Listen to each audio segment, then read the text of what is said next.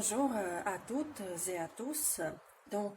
Aujourd'hui j'ai voulu faire une petite vidéo en français, bien qu'on soit samedi, mais et que d'habitude je ne travaille pas le week-end, mais je sais pas pour quelle raison, mais j'ai voulu enregistrer une petite vidéo en français pour donner des conseils à tous ceux qui ne savent pas comment ils pourraient pratiquer le français, s'ils ont déjà un niveau assez élevé de la langue, mais mais par exemple n'ont pas la possibilité d'aller au cours de français pour parler avec d'autres étudiants ou bien n'ont pas de personne à qui parler. En fait, c'est une situation assez fréquente d'après moi chez les élèves, chez mes élèves aussi. Mes élèves ils parlent avec moi, mais parfois on n'a pas la possibilité d'avoir des cours avec un professeur. Comment faire? Imaginez-vous cette situation, peut-être c'est la vôtre. Vous apprenez le français, vous avez beaucoup de manuels, vous écoutez l'actualité en français, vous lisez en français, vous faites des exercices de grammaire peut-être, mais en fait vous n'utilisez jamais le français dans votre vie quotidienne. Vous ne faites rien avec le français. Vous l'étudiez, c'est vrai, mais vous ne travaillez pas avec, et peut-être vous avez un peu l'impression que tout ce que vous faites, c'est en vain. Alors, que faire dans ce cas-là? J'aimerais donner quelques conseils. Si c'est votre situation, j'espère que cela va vous aider à réorganiser un peu votre apprentissage et vos relations avec la belle langue française. Donc, la première conseil que je puisse donner, c'est c'est très évident parce que bien sûr que moi-même, je suis professeur de français. Mon premier conseil, c'est de commencer à enseigner le français, même si votre niveau n'est pas, je sais pas, le C1 par exemple, peut-être vous vous estimez au B2, même B1, mais d'après moi, vous pouvez toujours commencer à enseigner le français, bien sûr, en comprenant ce que vous faites. Il est évident que si vous avez le niveau B1 par exemple, il vous serait difficile d'aider les personnes qui parlent déjà au B2 ou plus, mais avec des débutants, pourquoi pas, on peut toujours essayer. Et si vous préparez soigneusement vos cours, je suis tout à fait certaine que ces cours-là vont être efficaces. Et non seulement pour votre élève, mais pour vous aussi. Parce que en enseignant, on regarde la langue d'un autre côté. Je peux vous le dire car j'enseigne le français depuis plusieurs années, depuis une quinzaine d'années, je crois.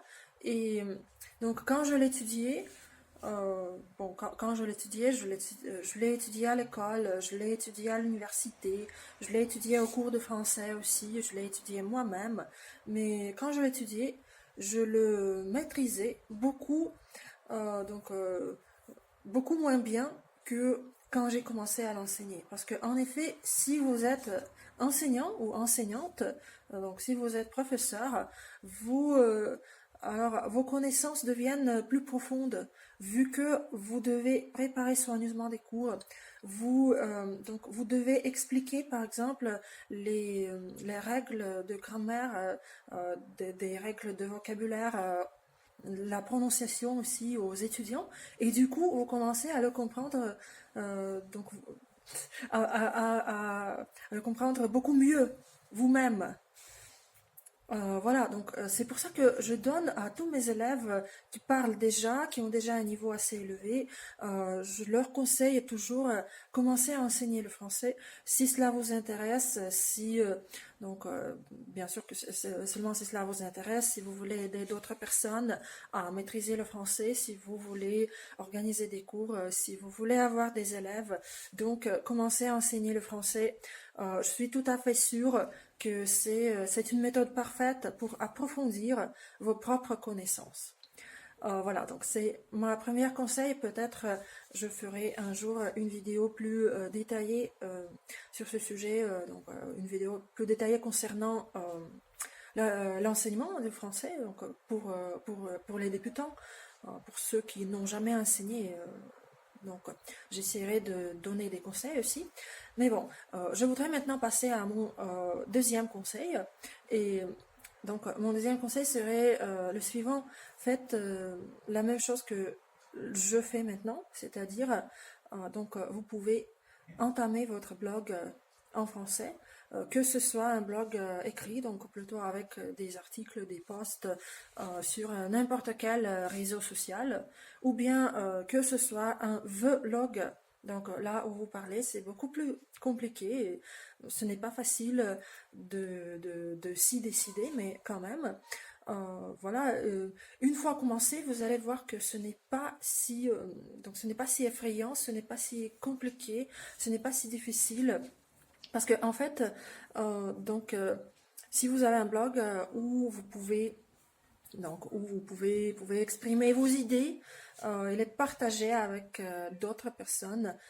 C'est-à-dire que vous commencez à mieux maîtriser la langue, vous commencez à soigner votre écrit ou bien votre façon de parler si c'est un vlog. Et donc pensez à ce que peut-être donc si vous avez vraiment envie de partager vos idées avec d'autres personnes, peut-être si vous le faites en français, vous aurez beaucoup plus de personnes qui pourront vous lire ou vous écouter.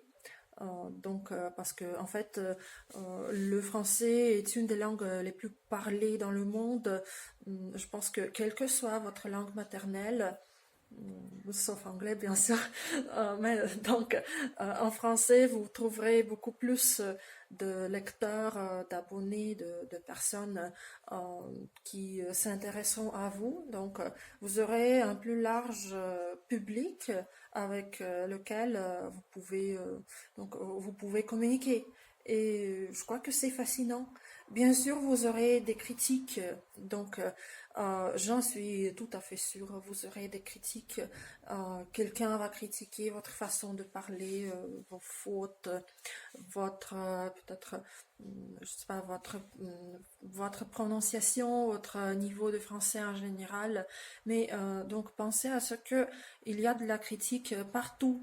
Donc, ce que je fais moi, c'est juste, je ne fais pas attention à la critique, ou bien si j'y fais attention, si c'est quelque chose d'utile, par exemple, on peut attirer mon attention sur une erreur que j'ai commise en parlant français. Alors, cela, cela va m'apporter du bien finalement, parce que de cette façon-là, je vais corriger des erreurs que je puisse faire. Alors, pourquoi pas? Mais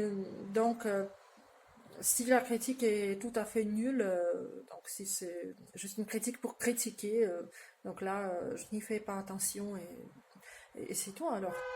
Voilà, c'est pour ça que je vous conseille vraiment, si vous avez cette envie, si vous aimez écrire ou bien parler, si vous aimez partager vos idées, vos impressions, quoi que ce soit, essayez, pourquoi pas. Si vous allez sur YouTube ou sur n'importe quel réseau social, vous allez voir que on fait beaucoup de contenu.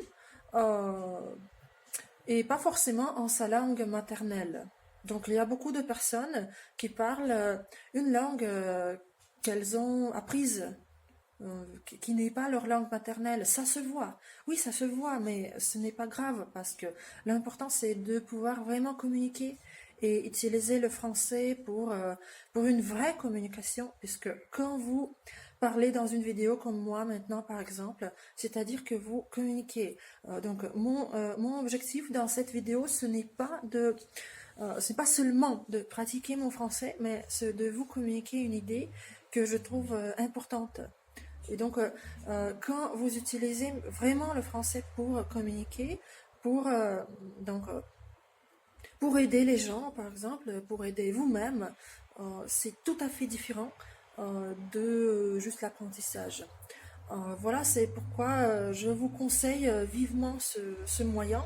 Malgré toutes les difficultés, je vous conseille d'essayer, si vous le voulez, donc d'essayer de commencer à vous exprimer en français dans des réseaux sociaux sur Internet.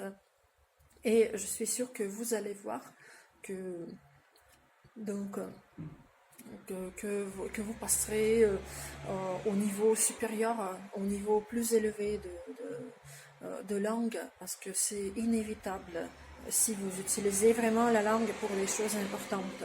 Voilà, donc c'était de petits conseils pour mieux pratiquer le français. J'espère que cela vous aidera et j'espère que vous pourrez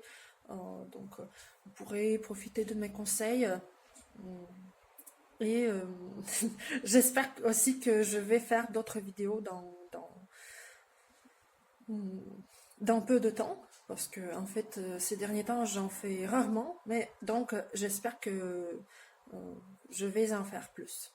Et je vous souhaite beaucoup de succès dans votre apprentissage de la langue française.